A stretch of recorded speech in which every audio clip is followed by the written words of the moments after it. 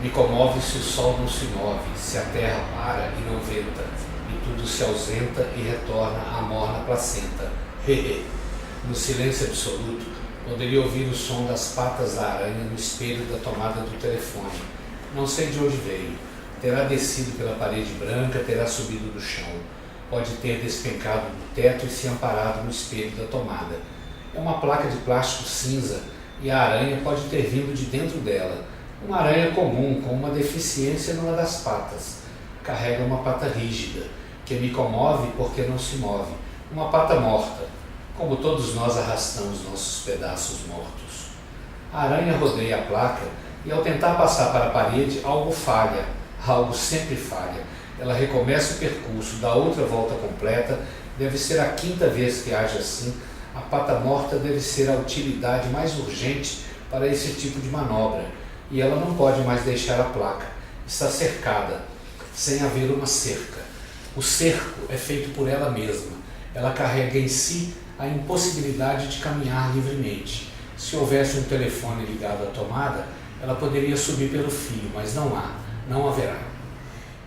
E você gosta muito da forma breve, né? Dessa forma do conto, você se dá muito bem, se domina muito bem, né? Como é que funciona essa relação com a forma breve? Qual que é a velocidade disso para você? Explicar isso é mais complicado, né? Do que vivenciar durante o processo de escrita. Eu acho que é sempre essa coisa da síntese mesmo, buscar contar uma história com maior intensidade, maior densidade, com o mínimo de recursos possível. Né? Ou talvez não de recursos, mas de palavras. Os recursos têm um domínio técnico também que entra nessa história, que eu acho que cada escritor vai descobrindo no processo de escrita, né? Aquilo que as pessoas vão chamar depois de estilo, sei lá que nome que elas vão dar, mas aí eu já deixo para os críticos cuidarem dessa parte, mas assim, a parte da cozinha, do fazer, né? Isso me vinha também fez parte do meu aprendizado quando eu estava aprendendo a ser escritor, perceber essas diferenças. Por exemplo, você pega um texto do Dalton Trevisan, ele não tem absolutamente nada a ver com o texto do Rubem Fonseca. São duas escritas totalmente, parecem escritores de planetas diferentes.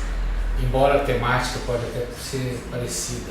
Você pega um texto do Luiz Vilela, é um outro mundo também, que tem a ver com a maneira da pessoa se expressar, tem a ver com uma coisa que eu achei muito pessoal, muito particular. E você vai descobrindo isso num livro, quando você lê 12 histórias de uma pessoa, você acha ali o modo dela fazer, por mais que ela tente variar o processo dela de escrita, né? Acho que alguma coisa vai ficando ali que é algo que seja como se fosse uma espécie de assinatura.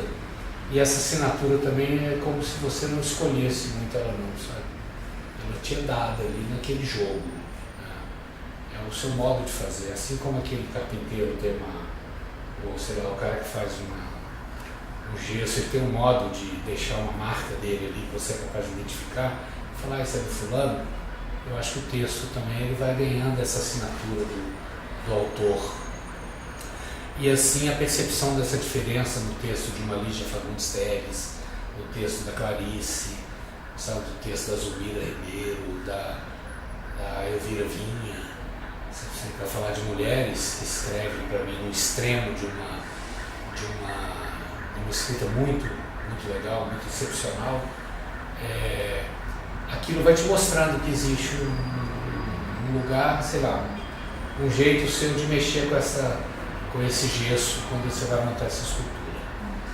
E esse jeito, quando você descobre o seu modo, eu acho que ele conduz a narrativa, sabe? Então, se eu tenho por exemplo, eu posso optar por uma escrita mais lenta.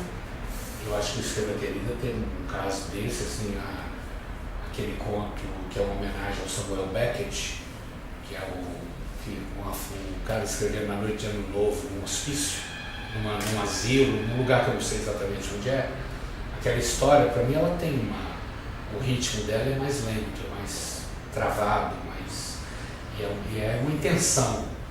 Enquanto que outras, a intenção é fazer a história fluir na maior velocidade possível, como no caso da primeira história, só do saxofone. Então, assim, é uma história que ela escorra. E esse trabalho ele vem depois numa segunda escrita, né? Não é na primeira, eu não sei se a primeira dá conta disso, mas à medida que você vai percebendo que velocidade que essa estrada me deixa andar, é mais ou menos isso. Estou com um carro numa estrada de terra, eu tenho uma rodovia que eu posso soltar 150, vamos nessa. Então acho que o texto para mim ele tem um pouco essa metáfora, pode parecer maluca, mas acho que ela dá conta um pouco disso, de como que a minha escrita funciona.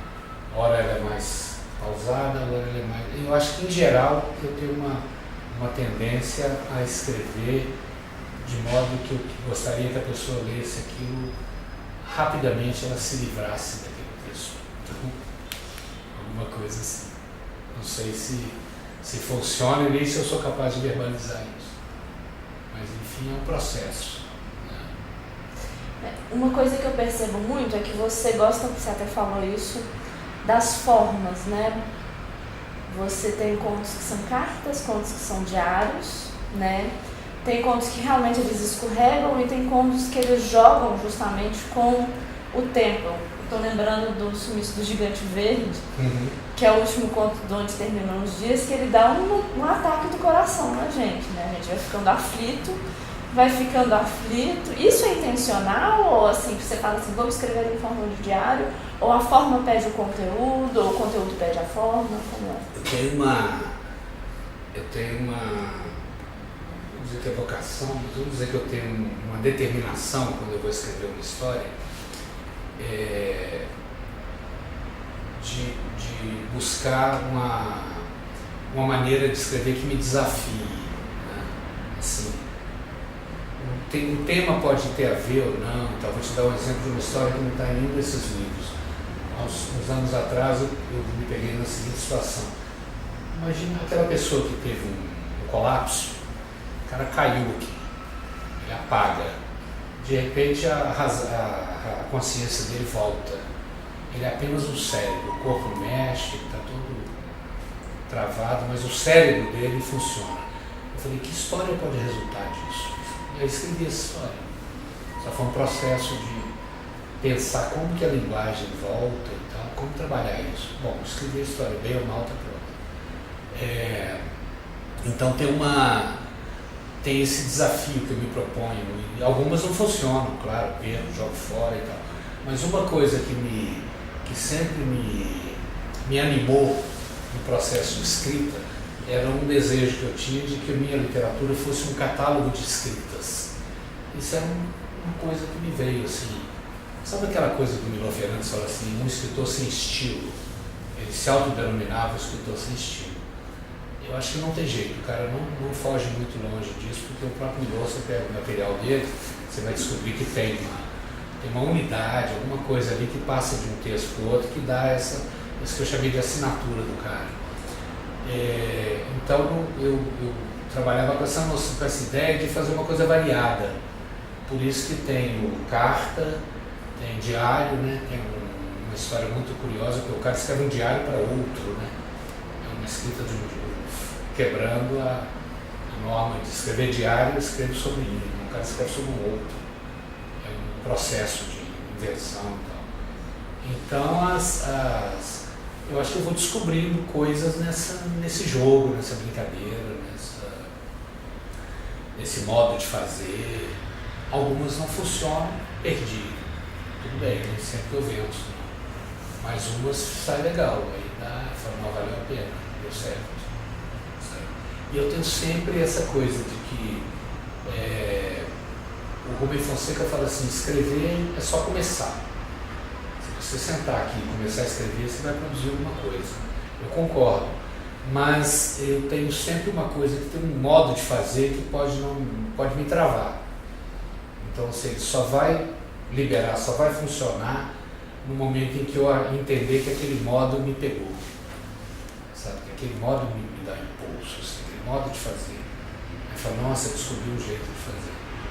E pode ser repetição de alguma outra coisa que eu já fiz e pode não ser. Então, mas ele sempre vai ter isso. No meu caso, não é só começar. Tem que começar de uma maneira que me impulsione, né? Porque senão cai no que eu já fiz profissionalmente, que é escrever crônica. Aí você pode escrever até mecanicamente. Você escreve para encher o espaço que você precisa.